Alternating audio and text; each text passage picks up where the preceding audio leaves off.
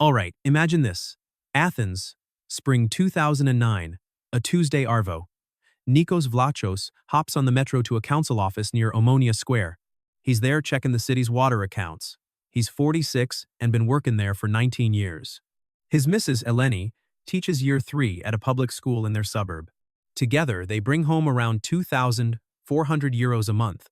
They've got a small apartment out in Peristeri. They're still paying it off to the bank, and in a savings account at the National Bank of Greece, they've stashed away 45,000 euros. A lifetime of careful saving their safety net. Nikos doesn't stress about that cash, cause it's in euros. Europe means safety. The crazy years of the drachma, the years his old man used to go on about, are well and truly over. Greece joined the euro back in 2001. Nikos believes it like you believe the sun'll come up. That a euro in a Greek bank is the same as a euro in a German one, real money, untouchable. One more thing. They own a stone house in a village up in the foothills of Mount Olympus. Up north, it belonged to Nikos's granddad, and around it there's 40 old olive trees. The family drives up at Easter, and they throw a lamb on the spit. For Nikos, the village is the past, a nice spot to visit. Nothing more. Now watch what happens. 6 years on, Nikos will be standing in a bank queue that ain't moving, holding a card that gives him 60 euros and not a cent more. That 45,000 euros will still be his, still in euros, still worth every cent, and he won't be able to touch it. Not 'cause the cash lost its value, but 'cause the government locked the doors. This here's the tale of Nikos and Eleni, and it's about what goes down when the danger ain't that your money kicks the bucket, but that you can't get to it. Stick with me before we go any further. This is history, not financial tips. I'm going to show you what everyday Greeks did to get by. What you do with it is your call, not mine. Do your own homework. The first sign came in October 2009, when a new PM, George Papandreou, won the election. Inside a few weeks, he got up and said the books were a pack of lies. The deficit wasn't 6%, it was more than double that. Later, they revised it up even more. Nikos read this on his phone while on the train. By April 2010, it felt like someone else's drama. Papandreou flew to a little island called Castellarizo. Standing in front of the blue sea, he told the country he had to ask Europe and the IMF for a bailout. Greece, he said, was like a boat about to sink.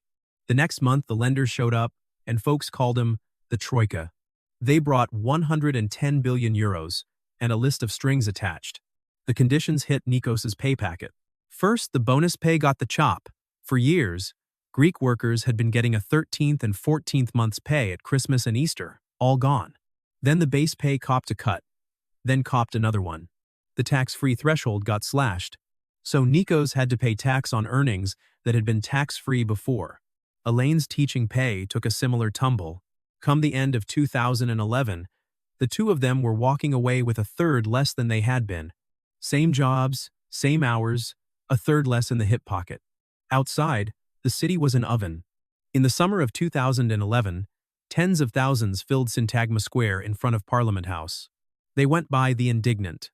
Nikos and Eleni went down one evening, not the protestant type. They stood at the edge and watched a retired fella. A bloke near them held a sign saying he'd paid in for 40 years and had nothing left. At one demonstration that autumn, a bloke passed away in the square. The shop on their corner closed, then the one right beside it.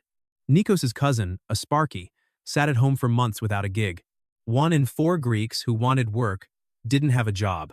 For the young ones, it was worse. Half of them, their own son Demetrius, finished his engineering degree and found no work. In 2012, he packed 2 bags and caught a flight to Munich. Elaine sobbed at the airport. He wasn't the only one buggering off. A whole generation was buying one-way tickets.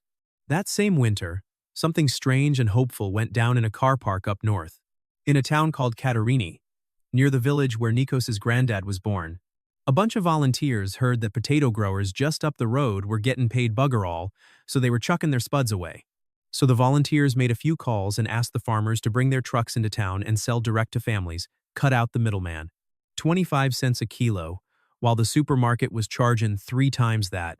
The bloke behind it all, Elias Salakis, had started his group years ago to keep an eye out for bushfires. Now, he was shifting tons of spuds in a single Arvo. Over at the uni in Thessaloniki, a professor named Christos Kaminidis organized a sale on campus. He reckoned he'd be lucky to move 3 or 4 ton, but he ended up shifting way more. The papers dubbed it the potato movement.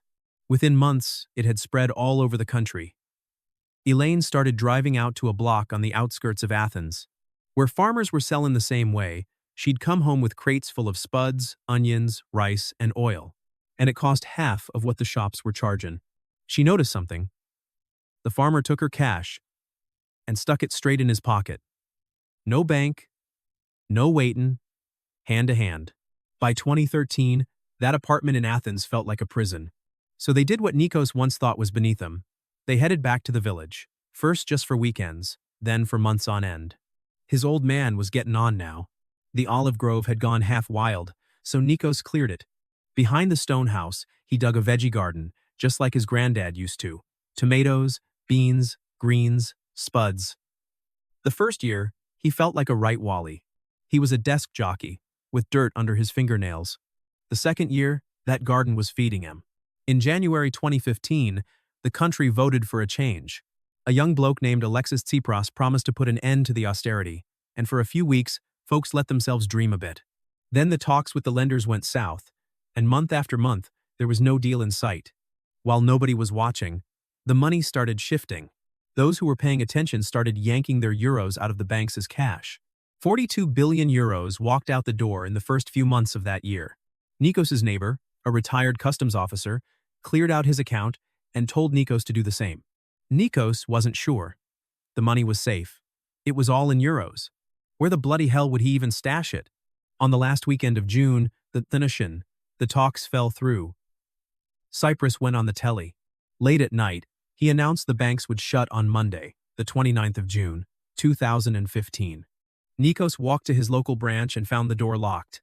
A paper sign said the ATM outside would only give him 60 euros a day. That was the new law, 60 euros. The government banned transfers overseas, and his 45,000 euros sat behind a locked door, untouched and complete. The bank stayed closed for 3 weeks, and then came the image that broke the nation's heart. A few branches opened so that elderly folk without cards could collect a bit of their pension, capped at 120 euros. In Thessaloniki, a 77-year-old bloke named Georgos Tsatsifotierdis went to 4 banks trying to withdraw his wife's pension, but at the 4th one, they sent him packing. He sat down on the footpath, his passbook and ID card on the ground next to him. He cried, and the photo went viral around the world. He'd spent years working in a coal mine over in Germany. He told a journo he cracked up, but it wasn't for himself. But because he couldn't stand seeing his country dragged down so low, he said he saw neighbors begging for change to buy bread. He said he saw more and more people giving up on life. On the 5th of July, Greeks voted in a referendum on the lenders' terms. They voted no loud and clear, 6-10, and then within days their government signed a tougher deal than the one the people had just knocked back. The banks opened again in late July, but the cash cap stuck around for years. That's what happened to the cash. Now let me show you how Nikos and Eleni got through it, 'cause they did. First off, the land. The thing Nikos had brushed off as old news became the ground under his feet, and he wasn't alone. A government study during the crisis found nearly 7 inches, 10 people in Athens and Thessaloniki thought about moving to the countryside, and lots went. Researchers named it reverse migration families. They returned to grandparents' villages where there was a house with no rent and land that grew food. The grove Nikos cleared produced oil, and the garden gave veggies. When your pay's cut by 1/3, a crate of your own spuds is a pay rise. Second up, the direct trade. The potato movement was the worst-kept secret of those years. Across Greece, families learned to buy straight from the people who grew the food in car parks and churchyards, for cash at half the shop price. Elaine made a list of farmers the way others make a list of doctors. A man with eggs, a woman near Katerini with oil and beans. The supermarket became the place you'd go last, not first. Third, cash in the hand. Nikos picked this one up by watching his neighbor. The retired customs officer who cleaned out his account in May had a shoebox full of euros at home when the banks shut down. He kept buying, he kept paying, he could go anywhere in Greece. People reckon they pulled out around 50 billion euros from the banks and stashed it under mattresses and in safety deposit boxes. The smart Alex called them fools when the doors got locked up in June. But those so-called fools were the only ones who could still shift the money that actually counted. It weren't the cash in the account that mattered, it was the cash in the drawer. Fourth up, the parallel currency. In the port city of Volos, locals had come up with something even weirder. They created their own currency, called the tem, and 1 tem was equal to €1, but no actual euros swapped hands. A bloke named Yanis Grigoriou started the network. So that folks with skills and stuff but no cash could still do deals. A teacher gave lessons for him, and a mechanic fixed a car for him. A beekeeper sold his honey for him, and hundreds more joined in. The market listed eggs, jam, and haircuts in a currency that the banks couldn't get their hands on and the government couldn't freeze. When the official money stopped flowing, the unofficial money kept the town going. Fifth up, the web of people. This is the one the spreadsheets don't pick up. When the government pulled back, Greeks looked out for each other. In an Athens suburb, sacked doctors and nurses opened a clinic in a donated spot and treated anyone without insurance for free. Volunteers ran kitchens that fed anyone who rocked up. In families, the old rule was dead simple. If you've got oil, you share it around. Nikos sent his olive harvest to his sister in the city and to his son's mates. Demetrius, who's over in Germany, sent cash back home. The household that got through it was never just one place. It was a dozen of them all sticking together. Now, have a look at what didn't save them. The bank didn't, the euro didn't either. For years, people told Nikos that money in a European bank was the safest thing he could have. But when he needed it, that was the one thing he couldn't get his hands on. And here's the cruel twist that sets Greece apart from those crises your granddad warned you about. Back in 1920s Germany, money became worthless because prices went through the roof. In Greece, prices didn't go crazy. The euro kept its value the whole time. The money in Nikos's account was always worth exactly what it said on the tin. The risk wasn't that his euros would lose value, it was that a door would slam shut. Between him and his money, that door stayed shut for as long as the government decided. Even his debt broke the old rule in a country with out-of-control inflation. Usually, a mortgage saves the bloke who's got it. He pays off yesterday's loan with today's cheaper cash. Nikos got the opposite. His wages dropped, the mortgage didn't budge, and there was no inflation to wipe it out. He owed the same amount but with a third less coming in. The thing that helps debtors in other crises did nothing for him here. And that's what Nikos and Eleni's story says about the current situation. In the spring of 2023, a bank in California called Silicon Valley Bank went under in just one day. Customers. They had way more than the insured limit of $250,000 just sitting in those accounts over one long weekend. They had no idea if they'd ever lay eyes on it again. The government stepped in and sorted them out, but for 48 hours, Americans got a taste of what Greece went through. Your money can be legit, recorded, and belong to you, but still be stuck behind a locked door you can't get past. The key thing to get about Greece is where it all went down. Not a poor country, not a dictatorship, but a member of the European Union. It's a developed Western democracy, the place that gave us the word democracy, and for 3 weeks its government shut every bank and told its own citizens how many of their own euros they were allowed to have in their hands each day. It was legal, it was sudden, and almost nobody saw it coming the week before.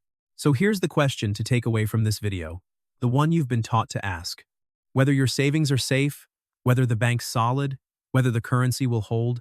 But Nikos's bank was open for business the month before, and his currency held up the whole time, and none of that mattered.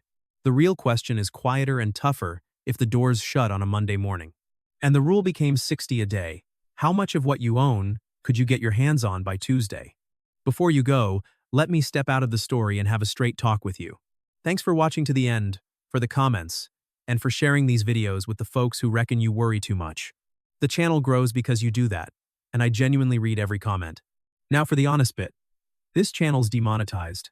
YouTube doesn't run ads on these videos, and I'll never read you a commercial for gold I don't own. So the work relies on you. Subscribing and sharing don't cost a thing, and they push back against whatever's trying to choke this channel. If you can chip in a bit more, there are 2 ways. The first is a coffee.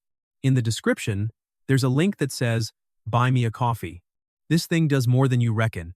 The second one's the book, and it couldn't suit this story any better. Everything Nikos had to relearn in that village. That the ground that feeds you is worth more than a number behind a locked door. A bloke called Xenophon, who was from Athens, wrote this down about 2,500 years ago. He was a soldier, studied under Socrates, and worked the land as a farmer. Around 362 years before Christ, He wrote the very first book on economics ever. It's a dialogue centered on one question: what is real wealth? His answer wasn't gold in a vault. Real wealth is the ability to make things produce. A horse is wealth to the bloke who can ride it. Land is wealth to the fella who can farm it.